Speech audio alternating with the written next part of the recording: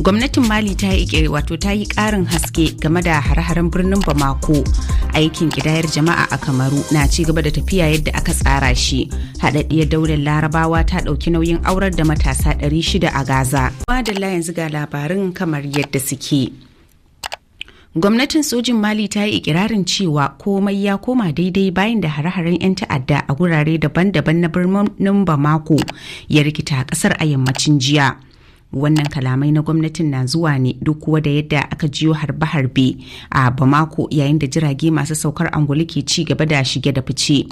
Tun farko mahukunta da jama'ar gari ne suka suka sanar da hare-hare a sassan birnin Bamako wanda ya fara tun safiyar jiya har zuwa dare a wani hari da ake ganin an jima ana tsara shi.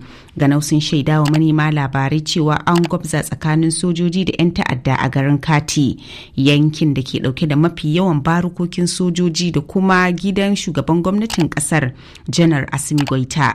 Baya ga amfani da bindiga wajen buɗewa jami'an tsaro da fararen hula wuta, 'yan ta'addar sun yi amfani da bama-bamai wajen sake tsananta lamarin bayan harin 'yan ta'addar na kungiyar ISWAP.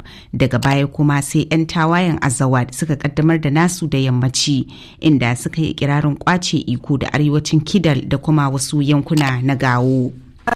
Bayanai daga Kamaru na cewa aikin ƙidayar jama'a da aka fara a Juma'ar da ta gabata na ci gaba da tafiya yadda ya dace ba tare da wata tangarɗa ba. Wannan shine karan farko da mahukuntan kasar suka kaddamar da shirin kidayar tun shekaru 21 da suka gabata, wanda za a shafi sama da kwanaki 30 ana gudanarwa. Manufar wannan shiri ita ce bi gida-gida domin kirga yawan al'ummar kasar da kuma sanin hakikanin yadda suke rayuwa. Yayin kidayar za kuma a kirga yawan gonaki da kuma dabbobi. Ɗaya daga cikin ma'aikatan kidayar mai suna Sylvian ta shaida wa manema labarai cewa aikin na tafiya yadda ya dace, duk da dai ana samun rashin sauri ba kamar yadda aka zata ba. A zagayen farko na kidayar, ma'aikatan za su fara ne da kirga yawan mutane da kuma gidaje, kamar yadda ɗaya daga cikin masu sanya idanu kan aikin Hapulite Ungo ya shaida. Yanzu kuma sai Chadi, inda jami'an tsaro suka cafke wasu mutane 6, mutane 8 kenan, mambobin jam'iyyun adawa da ke karkashin kungiyar tuntuɓa ta 'yan siyasar kasar, wadda ta kunshi iya 'yan adawa da kungiyoyin fararen hula. Kafin kama mutanen sai da gwamnatin kasar ta sanar da rusa kungiyar tuntuɓar karkashin umarnin kotun koli, tare da ayyana ayyukan kungiyar a matsayin waɗanda suka saba wa doka. Bayan wannan sabon hukunci, mambobin adawar da aka kama sun yi watsi da shi a bayyane, tare da kira ga jama'ar kasar da su fito domin zanga-zangar adawa da shi. Bayanai sun ce kama mutanen ya zo ne kai tsaye ba tare da wata takardar kotu ko kuma gayyata a hukumance daga jami'an tsaro ba. Farfesa Avuxma Unjona, da aka fara kamawa tun da safiyar Juma'a, shine jagoran jam'iyyar Le Democrats, inda aka kama shi tare da mai ɗakinsa.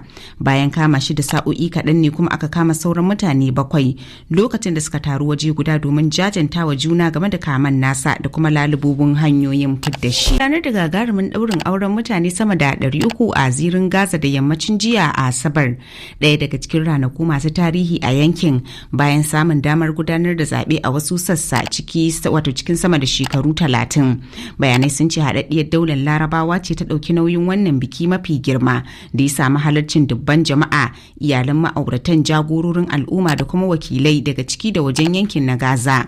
A cewar mashirya wannan gagarumin aure, akalla mutane 20,000 ne suka bada gudunmawa. An yi wa bikin auren take da Joy Dress 2, wanda aka gudanar da shi ƙarƙashin shirin Gallant Night 3, wanda Dubai ɗin ke ɗaukar nauyi, kuma babbar manufar shirin ita ce taimakawa matasa da ke fama da matsin rayuwa yin aure, tare da basu madogarar da za su fara rayuwar iyali da ita.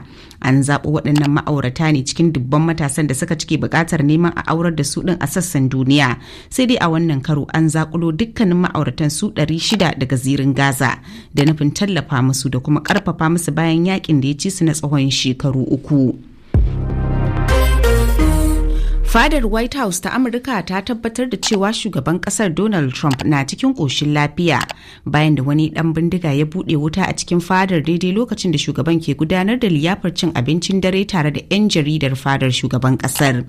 Wani jami'in hukumar FBI ya shaida wa kamfanin dillancin labarai na Reuters cewa maharin ya buɗe wa jami'in rundunar tsaron cikin gida wuta kafin daga bisani ya fara harbin kan mai uwa da wabi.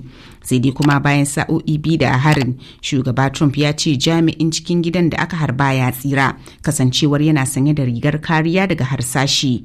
Da dai jami'an tsaro suka kama maharin da shugaba Trump ya kwatanta da mara hankali. Bayanai sun ce ba a yi asarar rai a yayin wannan hari mai cike da ban mamaki ba. Bayan